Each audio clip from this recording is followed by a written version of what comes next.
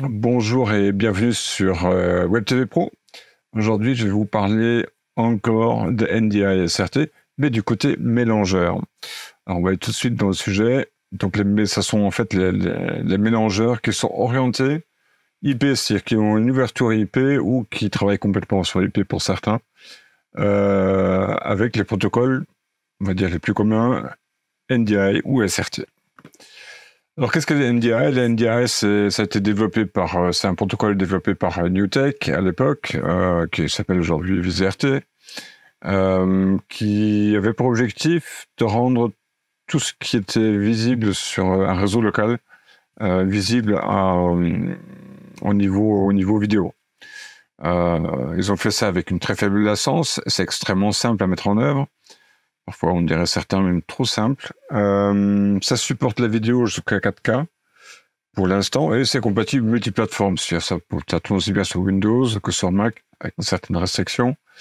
Et puis également sur Linux, il me semble, avec certaines réserves. Les SRT, c'est un protocole qui est aussi sur IP, évidemment, qui a le grand avantage d'être sur des réseaux instables. À savoir qu'il y a un système de correction d'erreurs qui est assez performant, voire très performant, et qui garantit en fait une qualité optimum sur le réseau IP, Internet en l'occurrence. Donc c'est plutôt intéressant, c'est très faible latence aussi, et puis le chiffrement il est assuré évidemment par, comment dire, je crois que c'est la AES 128 bits si je m'abuse. C'est faible latence, moi j'ai expérimenté les deux. Franchement, les deux ont leur avantage. CNDI est plutôt orienté réseau local, même s'ils ont un bridge. Les SRT, c'est plutôt Internet. Mais les deux fonctionnent évidemment, vu que c'est en IP, ils fonctionnent sur un réseau. Hein. Alors, les avantages des mélangeurs IP, c'est une grande flexibilité pour intégrer des sources distantes qui ne sont pas branchées directement sur le mélangeur, qui sont branchées en l'occurrence sur un réseau, ce qui offre une grande facilité à brancher de nouveaux matériels sur le réseau et qui est ensuite tout de suite reconnu dans la plupart des cas, évidemment, selon la compatibilité. Mais c'est un seul câble, hein. C'est un câble RJ45, catégorie 6 ou supérieur. Et puis, ça réduit les coûts. Hein. Quand vous pensez que il faut tirer des câbles SDI ou HDMI ou ce qu'on veut sur des grandes longueurs, en fait, avec les RJ45, c'est beaucoup plus facile. On en trouve dans le commerce, y compris sur les hypermarchés. Donc, c'est quelque chose de très courant. Alors que le SDI, moins. Et puis la HDMI, au-delà de 5 mètres, il n'y a rien. Ou très peu, de moins dans les grandes surfaces. On continue. Les mélangeurs, alors il y en a un, donc fatalement, vu que c'est Newtek qui a lancé un petit peu la bataille du NDI. Ils ont aussi développé plusieurs types de mélangeurs. Ils étaient pionniers là-dedans, fatalement, avec le TriCaster. Le TriCaster, moi je l'ai testé le mini, et franchement, c'est un régal. Une fois qu'on s'est approprié un petit peu de la chose. C'est un produit qui fonctionne aussi bien en NDI qu'en SRT, avec beaucoup de fonctionnalités. C'est très convivial en termes d'interface. C'est un ordinateur qui est derrière. Hein. Franchement, il est très complet. Blackmagic Design Atem. Alors, il supporte les modèles récents supportent les SRT. Moi, j'ai un vieux modèle. Il utilise ou du HDMI ou du SRT ou du SDI, pardon. Donc, pas de chance. Les nouveaux modèles ou les plus récents acceptent aussi les SRT. L'avantage de Blackmagic Design, c'est tout un écosystème qui va de la caméra aux différents encodeurs, décodeurs, enregistreurs, système de vision, post-production. Une fois qu'on est dans l'écosystème Blackmagic, on y est un petit peu enfermé quand même, faut le dire. Mais bon, ceux qui ont l'habitude de faire du Blackmagic. Voilà, c'est la petite interruption pour nos amis qui regardent la vidéo sur les réseaux sociaux. Je vous invite à nous rejoindre sur YouTube, sur la chaîne Web TV Pro, et je vous mettrai le lien en dessous. Voilà, on était à Blackmagic Design. Donc c'est tout un écosystème. Quand on est dedans, on y est. On peut prendre des briques Blackmagic Design et les insérer dans d'autres systèmes, ça fonctionne. Mais bon, ils sont très bien, comment on dit, fait en sorte que une fois qu'on a touché à Blackmagic, on reste avec eux, ce qui est de bonne guerre. vMix, j'y travaille depuis des années. Franchement, c'est un logiciel polyvalent. On peut l'utiliser aussi bien dans le sport que dans les conférences, que dans la production ici, hein, si c'est du vMix. Et ça supporte NDI, SRT. C'est évolutif et puis les mises à jour sont plutôt fréquentes. Hein. Alors ça utilise aussi en interconnexion, notamment pour les personnes à distance. Ça utilise notamment vMix Call, dans lesquels on peut brancher en fait deux vMix l'un à côté de l'autre. À travers Internet. Et franchement, ça fonctionne plutôt bien. Hein. Grass Valley Amp, j'ai eu le plaisir de suivre une formation chez Grass Valley. C'est unique. C'est totalement dans le cloud. Évidemment, ils ont toute une gamme de produits plutôt haut de gamme qui est derrière, que ce soit en studio ou sur les événements sportifs, on les voit fréquemment. Et Amp, franchement, c'est tout est un cloud. C'est vachement intuitif. Hein. Je ne veux pas dire qu'on n'a pas besoin de formation, bien au contraire, mais c'est facilement compréhensible, c'est intuitif, et puis on se crée en fait tout son workflow directement en ligne. Et franchement, c'est très agréable. C'est scalable, c'est-à-dire qu'on adapte le système. Vu qu'il est dans le cloud, on l'adapte en fonction de la consommation, mais aussi en fonction des besoins qu'on peut avoir. Ça s'adapte en quelques secondes, tout le système s'adapte. Panasonic Kairos, alors celui-là, j'ai pas encore touché, mais je l'ai vu déjà en action. C'est du IP, hein, c'est orienté IP, ça fonctionne aussi avec SDI, à ma connaissance. C'est plutôt performant, les gens de chez Panasonic vous montrer des solutions sur un salon. J'étais assez bluffé, y compris sur le fond vert, où ils avaient la possibilité de faire du chroma key sans fond vert, et c'était bluffant et franchement à suivre de très près. Hein. C'est une architecture qui est ouverte, on peut rajouter des plugins, fonctionnalités. Et puis, c'est assez open au niveau des autres industriels et constructeurs. Ross Video Ultrix Acuity. Alors, personnellement, je ne le connais pas. C'est du hybride SDI-IP.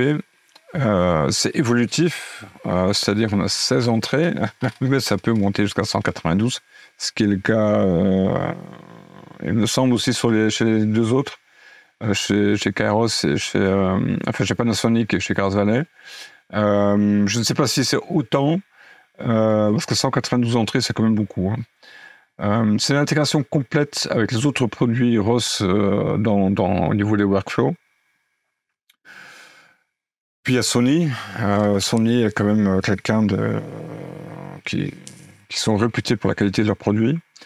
C'est un support sur la 4K. C'est prêt pour le cloud.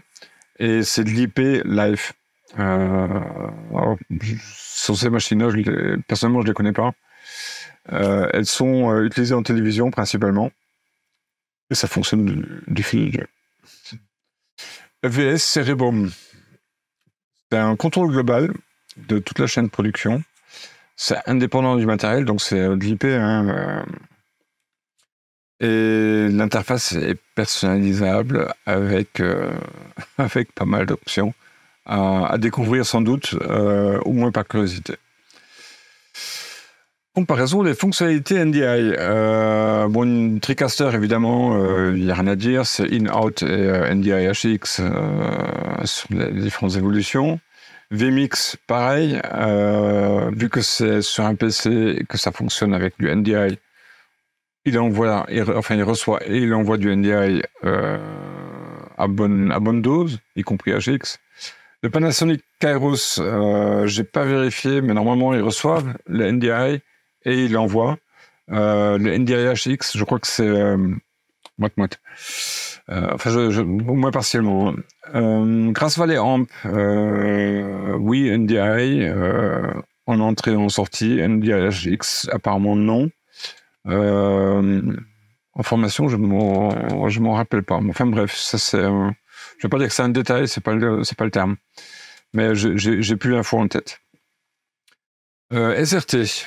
Alors Blackmagic, oui. Entrée, sortie avec chiffrement. vMix, pareil. EVS, Cerebrum, pareil.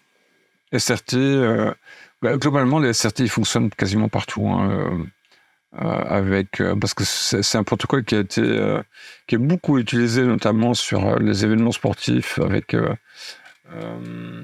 des connexions à distance, où là, il y a une vraie performance. Comparaison budgétaire, c'est là où ça fait mal, je pense.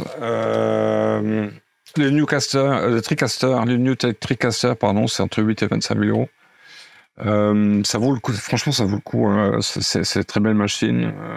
Je me suis régalé avec. Blackmagic Atem, entre 1200 et 6000 euros à peu près. vMix, entre 60 euros et 1200 euros. Sachant qu'on peut aussi les louer à, je crois, entre 50 et 60 euros par mois. Et là, on a la version complète. Grass Valley Amp, c'est sur du vie. Panasonic Aero, entre 30 et 100 000 euros. Ross Video, c'est entre 20 et 100 000. Et puis Sony, c'est entre 40 et 150 000 euros. Bon, c'est des fourchettes. Hein, il faut les contacter directement, à mon sens, que ce soit Grass Valley, Panasonic, Ross Video, Sony et EVS. C'est les gens qu'il faut contacter, qui sont joignables et qui font un plaisir d'étudier une solution là-dessus. Des considérations à prendre en compte sur un mélangeur. C'est d'abord vos besoins actuels. C'est-à-dire, est-ce qu'il peut répondre à tous vos besoins actuels? Et est-ce que dans l'évolution que vous prévoyez sur votre studio ou sur vos productions, quelle croissance vous prévoyez? Et à partir de là, vous pouvez construire les choix réels des besoins de mélangeurs. Je pense que quand on vient d'un Atem, quand on vient d'un mélangeur d'entrée de gamme, on a envie de libérer les frontières quelque part.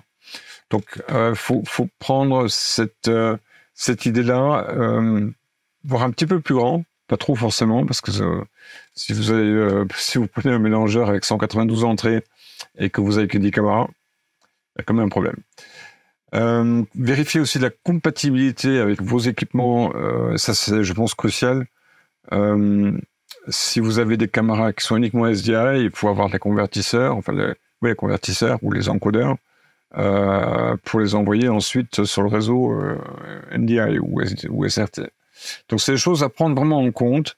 La bascule, la transition vers l'IP au niveau mélangeur, elle n'est pas anodine, il faut bien la préparer. Intégration avec d'autres équipements. Alors, on va dire la plupart des camarades professionnels intègrent aujourd'hui l'IP, soit directement, soit avec un connecteur réseau qu'on branche sur la caméra. Ça fonctionne pas trop mal. Hein. J'ai déjà testé chez Panasonic et franchement, c'est assez intuitif à mettre en place.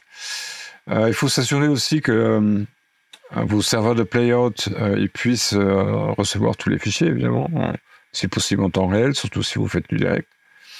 Et puis, il faut aussi voir comment s'intègre le système avec votre système graphique.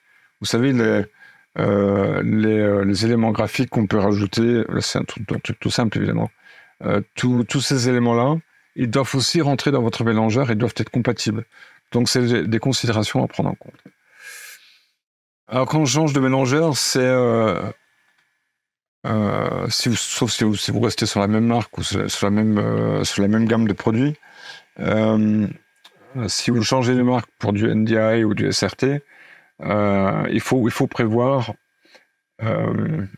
une formation initiale. Bon, même si tous les mélangeurs ont à peu près des fonctionnalités similaires, je sais qu'en général, il faut un temps d'adaptation. Donc, il vaut mieux préparer une bonne formation au départ, sur une journée, 2 journées, 3, enfin, à voir avec les différents constructeurs. Ou pour les plus petits budgets, c'est peut-être aussi par des formations en ligne. Hein, il y en a quand même pas mal. Et après, vous accordez un certain temps d'adaptation. Et ensuite, la formation continue, hein, c'est suivre un petit peu les constructeurs et les différents protocoles sur lesquels vous travaillez pour bien gérer cette transition. Les considérations d'infrastructure réseau. Alors ça, c'est important. Même s'il manque un bout là-dedans, il faut penser à la bande passante, évidemment. De la vidéo, si vous êtes sur un protocole NDI ou SRT, ça consomme de la bande passante. Si vous êtes sur des ST2110, là, c'est non pas de la vidéo compressée, mais du natif. Ça consomme énormément, donc il faut vraiment une grosse bande passante. Et les bons switches qui vont avec. Après, il faut considérer aussi la latence. Il y a une certaine latence entre le moment où ça se passe à l'écran et le moment où ça arrive dans le mélangeur. Bon, c'est l'histoire de quelques dizaines de millisecondes ou une centaine peut-être. Ça reste relativement réduit sur un réseau local. Par contre, c'est un peu plus long si on part par exemple dans le cloud, où là, il faut aussi acheminer la donnée vers le cloud. Donc, c'est des choses à prendre en compte. C'est des considérations qu'il faut prendre pour que votre réseau, à sa base, ne tombe pas, et puis que votre production reste évidemment de bonne qualité. Les tendances futures, mais comme je l'ai évoqué ici, notamment avec Grass Valley, mais c'est aussi, je crois, le cas avec les autres grands mélangeurs, les grandes marques, que ce soit Panasonic, que ce soit Sony ou encore EVS en l'occurrence, tout le monde pousse vers le cloud à force. Donc il faut prendre cette donnée en considération, et vis-à-vis de votre réseau, mais aussi vis-à-vis des protocoles que vous allez utiliser. L'intelligence artificielle, oui, elle rentre aussi un petit peu là-dedans. Et puis, fatalement, la résolution. Aujourd'hui, on diffuse sur YouTube, la plupart du temps, on diffuse du 1080p. On va passer certainement à du 4K un jour ou l'autre. Et après, ça continue à évoluer. Hein. Je ne sais pas si on passera en streaming Facebook Live sur un 8K, ça me paraît une aberrance. Mais bon, on sait jamais. Les choses évoluent, hein, faut pas l'oublier. Pour conclure, hein, donc c'est un marché qui est en évolution rapide. Il y a des mélangeurs, NDI, d'autres marques que j'ai pas pu citer parce que je les ai pas forcément sous la main. Certaines fonctionnent directement sur une tablette, d'autres sont pas plus gros que ça. Pour certains d'entre eux, fonctionnent en réseau. Donc c'est un choix à faire au niveau évolution de votre studio. Quand vous passez à l'IP, les mélangeurs, ils jouent un grand rôle. Ne vous fiez pas trop à la petite taille de certains mélangeurs. Je parle vraiment des mélangeurs qu'on va utiliser dans un milieu professionnel ou semi-professionnel et pas sur le terrain, par exemple. La flexibilité avec les mélangeurs IP ou globalement la vidéo sur IP, elle est accrue. Finalement, vous n'avez plus qu'un câble, vous n'avez plus l'alimentation, vous n'en avez plus besoin. Enfin, dans bon nombre de cas, à travers le PoE. Le câble HDMI, vous n'en avez plus besoin. Le câble SDI, vous n'en avez plus besoin. Vous n'avez plus besoin de faire divers raccordements ou des cartes d'acquisition. Donc c'est quelque chose de très flexible finalement. Vous branchez simplement dans une prise RJ45 et ça marche.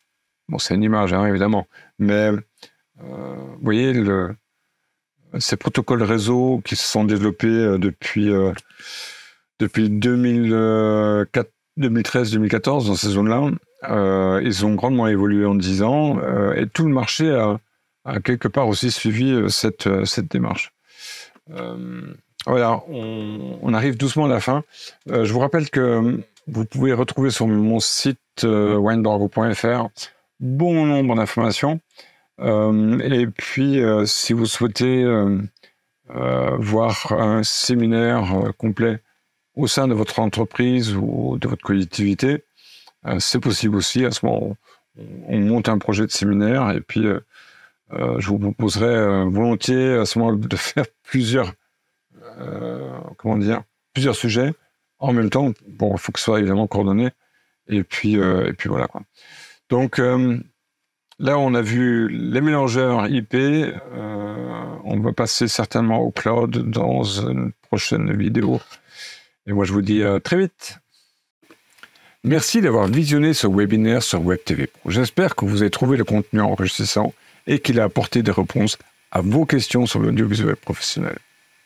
Mais ce n'est que le début. Pour aller encore plus loin et adapter ces connaissances à vos besoins spécifiques, je vous propose une véritable immersion avec un séminaire personnalisé, directement dans vos locaux. Que ce soit sous forme d'ateliers pratiques ou de conférences, je suis à votre disposition pour approfondir les sujets abordés, répondre à vos questions spécifiques et vous accompagner dans vos projets audiovisuels. Contactez-moi dès maintenant pour organiser cette session sur mesure et garantir une transition sereine vers le monde de l'audiovisuel. À très bientôt.